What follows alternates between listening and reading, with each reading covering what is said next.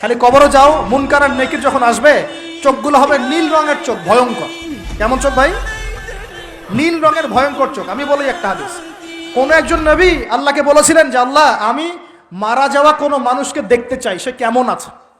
এটা শোনেন ভালো করে হাদিসটা, মারা যাওয়া কোনো মানুষকে আমি দেখতে চাই, সে কেমন আছে। আল্লাহ পাক সেই নবীর আরজি কবুল করলেন, বললেন আচ্ছা ঠিক আছে দেখাচ্ছি। কবরের সামনে গিয়ে দাঁড়ালেন। 1000 বা 2000 বছর আগের কোনো ব্যক্তি যে মারা গেছে তাকে কবর থেকে চিন্তা করা হবে। নবী দেখছেন এবং সে ভয় থরথর করে কাঁপছে, এখনো ভয় থরথর করে কাঁপছে। নবীজি, আমাদের নবী নন, অন্য কোনো নবী তিনি, সেই নবী বলছেন যে তুমি ভয় কাঁপছো কেন? তুমি কত বছর আগে ইন্তেকাল করেছো, কি তোমার হালচাল বলো আমাকে। সেই ব্যক্তি বলছে আমি আজকে থেকে 1000 বা 1500 বছর আগে মারা গেছে। আমি ভয়ে কাঁপছি। যখন আমি মারা যাচ্ছিলাম, মালাকুল মউত যে আকৃতি নিয়ে আমার সামনে এসেছিল, ওই আকৃতি আমি এখনো ভুলতে পারি না, তাই দেখে আমি থরথর করে কাঁপছি। তিনি বলছেন যে আমি 1500 বছর হয়ে গেছে আমার মউতের, কিন্তু আমার দেহ থেকে এখন পর্যন্ত রূহ কবজ করার যে কষ্ট, এই কষ্ট এখনো যায় নাই। আর এই সব দুর্নীতি করে আর অন্যায় করে মানুষের সম্পদ আত্মসাৎ করে অন্যের উপর অত্যাচার করে আমরা ভাবছি যে আমরা কালকে আমাদের মাঠে পার পেয়ে যাবো। খালি কবরে যাও, তারপর বুঝবো। আল্লাহ রাব্বুল আলামিন আমাদের সবাইকে হৃদয়ের চোখটা খোলার তৌফিক দান করুন, হৃদয়ের কান দিয়ে কথাগুলো শোনার তৌফিক দান করুন, এবং আমাদের সবার কলব, মৃত কলব জীবিত করার তৌফিক আল্লাহ দান করুন। এই মাপে কম দেয় একটা পাপ যে বললাম সুদ, একটা বলেছি যে জেনা, একটা ব্যভিচার, আমানতের খেয়ানত, হ্যাঁ।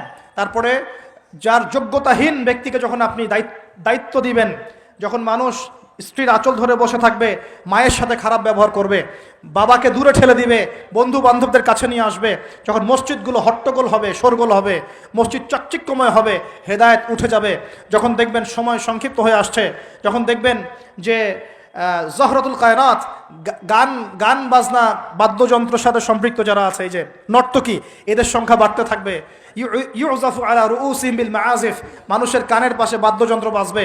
মানুষ যখন এই যে মদকে হালাল মনে করবে, শুরিবাতিল খমর, মদ যখন মানুষ খাওয়া শুরু করবে, জেনাকে হালাল মনে করা শুরু করবে, হ্যাঁ, যখন মানুষ আত্মীয়তার সম্পর্ক নষ্ট করা শুরু করবে, এই যে যত রকম পাপ আপনি দেখছেন যা আমাদের এই সমাজগুলোতে চলছে, এগুলো যখন চলতে থাকবে, তখন আল্লাহর পক্ষ থেকে এই যে আসমানি গজব, জমিনের বালা, এই ভূমিকম্প বলেন, জালজালা, মহামারী, হ্যাঁ, আপোষের মারামারি, হত্যা, রাহাজানি, এই যে আপনার আর কি বলবো, আর কি আছে, এই যে আকৃতি বিকৃতি হওয়া, ভূমি ধসে যাওয়া, আসমানের গজব, মহাপ্লাবন, জলোচ্ছ্বাস, বন্যা ইত্যাদি, যে পাপগুলোতে আল্লাহ পাক বিভিন্ন জাতিকে ধ্বংস করেছেন, এই সমস্ত আযাব আল্লাহর পক্ষ থেকে একটা একটা করে আসতে থাকবে, একটা একটা করে।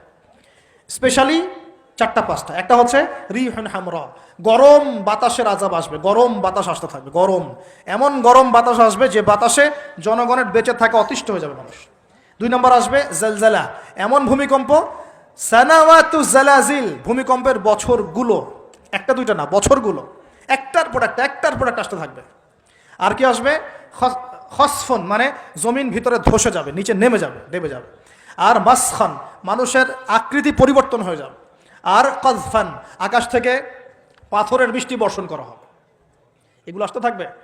এছাড়া আমাদের হাতের কামাইগুলো তো আছেই।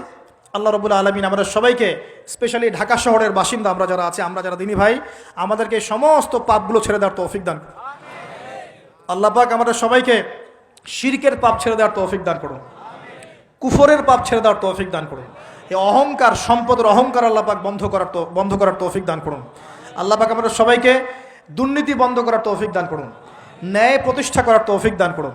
আল্লাহ রাব্বুল আলামিন আমাদের সবাইকে, স্পেশালি যুবক যুবতী যারা আছে, সবাইকে জেনা ছেড়ে দেওয়ার তৌফিক দান করুন, পবিত্র চরিত্রকে পবিত্র রাখার তৌফিক দান করুন, এই পর্নোগ্রাফি থেকে দূরে থাকার তৌফিক দান করুন। আল্লাহ পাক এই যুব সমাজকে মাদক থেকে দূরে থাকার তৌফিক দান করুন। আমরা দোয়া করি যুব সমাজকে আল্লাহ পাক এই পতিতাবৃত্তি, ব্যভিচার থেকে বাঁচিয়ে রাখুন। পরিবারগুলোর মধ্যে আল্লাহ পাক শান্তি দান করুন। এই ব্যভিচার থেকে, বিশ্বাসহীনতা থেকে, আমানতহীনতা থেকে আল্লাহ পাক আমাদেরকে বাঁচিয়ে রাখুন। আল্লাহ পাক আমাদের শাসকবর্গকে হেদায়েত দান করুন। আল্লাহ পাক জনগণকেও হেদায়েত দান করুন। আল্লাহ রাব্বুল আলামিন আমাদের সবাইকে অপচয় বন্ধ করার তৌফিক দান করুন।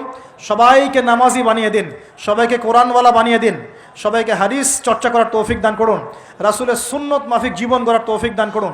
সমস্ত পরিবারগুলোতে ইসলামী পর্দা কায়েম করার তৌফিক দান করুন, নামাজ প্রতিষ্ঠার তৌফিক দান করুন। পরিবারগুলোর মধ্যে হালাল রিজিকের ব্যবস্থা আল্লাহ করে দিন। এবং সর্বোপরি আসন্ন রমজান যেটা আসছে, এই রমজানে আমরা যেন আমাদের গুনাহগুলোকে মাফ করিয়ে নিতে পারি। আল্লাহ পাক সেই তৌফিক আমাদের সবাইকে এনায়েত করুন, বলি আমিন।